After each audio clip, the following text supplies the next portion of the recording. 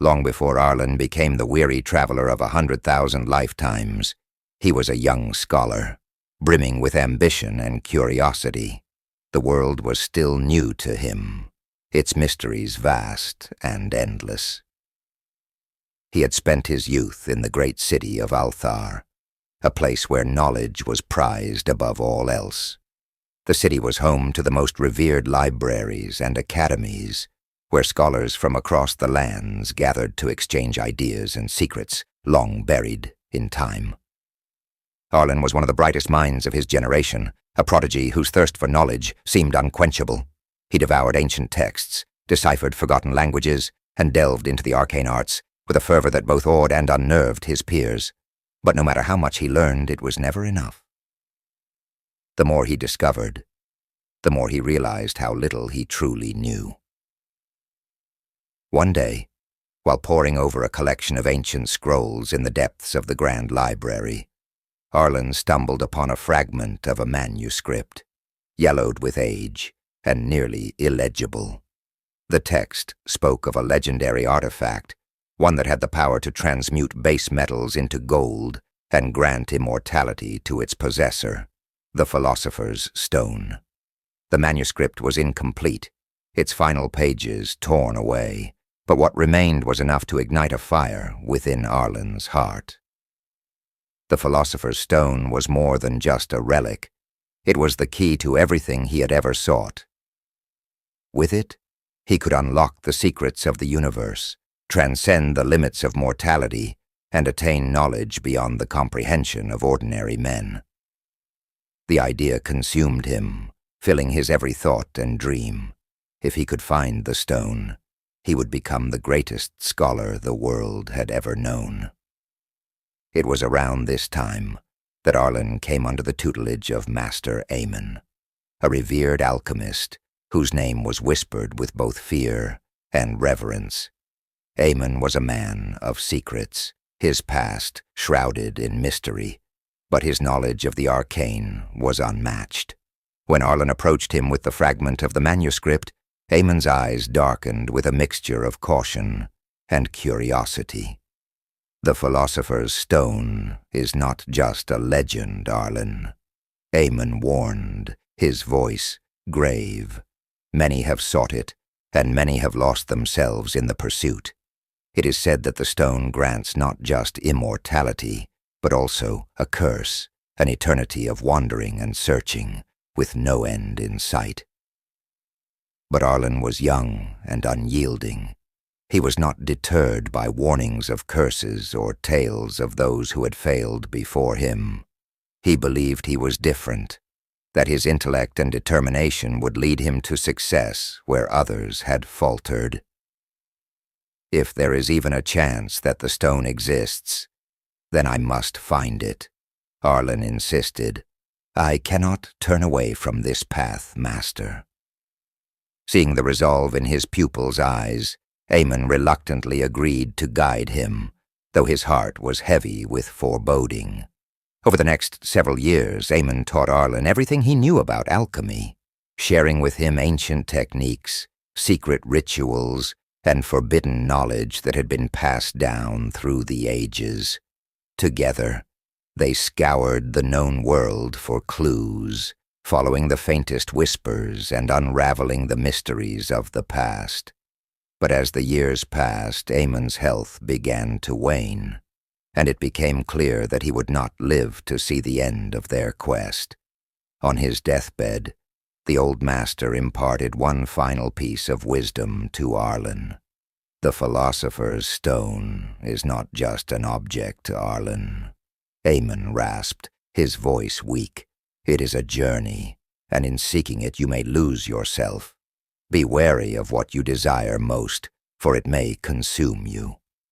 Arlen, however, could not be swayed. Aemon's death only strengthened his resolve. With his master gone, he was now alone in his pursuit.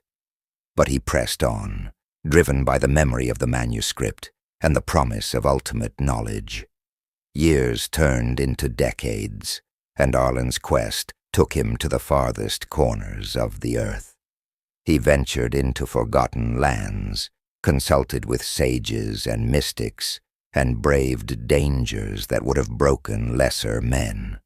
Each clue he uncovered led to another, and then another, until the Philosopher's Stone became more than just a goal. It became his entire existence. The more he searched, the more the world around him faded away. He abandoned his former life, his friends, and even his humanity, driven by an obsession that consumed him whole. The young scholar who had once marveled at the wonders of the world was gone, replaced by a man haunted by the specter of an unattainable dream. It wasn't until centuries had passed, when Arlen was a mere shadow of the man he had once been, that he began to doubt. The Philosopher's Stone remained as elusive as ever, always just beyond his grasp. The world had changed around him, but he remained trapped in the endless cycle of pursuit and failure. And so, the seeds of regret began to take root in his heart, though it would be many lifetimes before they fully bloomed. The quest for the Philosopher's Stone had given Arlen purpose, but it had also taken everything from him. One day, in the twilight of his final life, Arlen found himself in a small forgotten village at the edge of the world.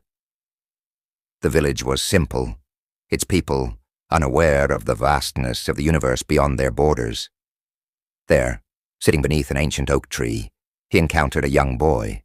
The boy had bright, curious eyes that reminded Arlen of a time long ago when he too had been filled with wonder. The boy approached cautiously, sensing the deep sorrow that clung to the old man like a shadow. "Sir," the boy asked, "why do you look so sad?"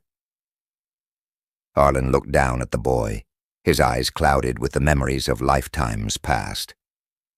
He had nothing left to give, no secrets to share, only the truth of his failure. "I've spent 100,000 lifetimes looking for the Philosopher's Stone," he said, his voice hoarse with the weight of centuries. "I thought it was the answer to everything. But I was wrong. I wasted my time when I should have been looking for the Holy Grail." The boy's brow furrowed in confusion. The Holy Grail? What's that? A bitter smile tugged at the corners of Arlen's lips. The Grail is the true source of life, the key to immortality and wisdom. I realized too late that it was what I should have been searching for all along. But now it's beyond my reach. The boy's eyes widened with wonder. "But if you keep looking, you might still find it, right?" Arlen shook his head, the weight of 1,000 lifetimes pressing down on him. "No, child. I've lived too long and seen too much. The Grail was never meant for someone like me. I've chased after shadows and lost myself in the darkness. Now, all I have left is regret." The boy looked up at Arlen, his innocent hope undimmed by the old man's despair. "Maybe you didn't find the Grail because you were meant to tell me about it," he said softly. "Maybe I'm supposed to find it." Arlen's heart ached at the boy's words, a flicker of the hope he had lost so long ago stirring deep within him. "Perhaps," he whispered, though he knew the truth. The Holy Grail was a dream, a myth, just like the Philosopher's Stone. But the boy didn't need to know that.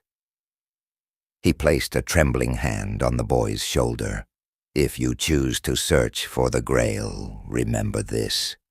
Don't lose yourself in the pursuit. Some things aren't meant to be found, and some treasures are worth more than eternity." The boy nodded solemnly, as if he understood, though Arlen knew he couldn't fully grasp the enormity of his words. As the boy ran off into the village, eager to begin his own adventure, Arlen watched him go, the shadow of a smile on his lips. He remained under the ancient oak tree until the sun set, and the stars began to twinkle in the night sky. And when the last light of day faded, Arlen closed his eyes, feeling the weight of 100,000 lifetimes finally lift from his weary soul. He had failed in his quest, but perhaps, in sharing his story, he had found a different kind of peace. And so, with the echoes of the boy's laughter in his ears, Arlen faded into the darkness, never to be seen again. The end.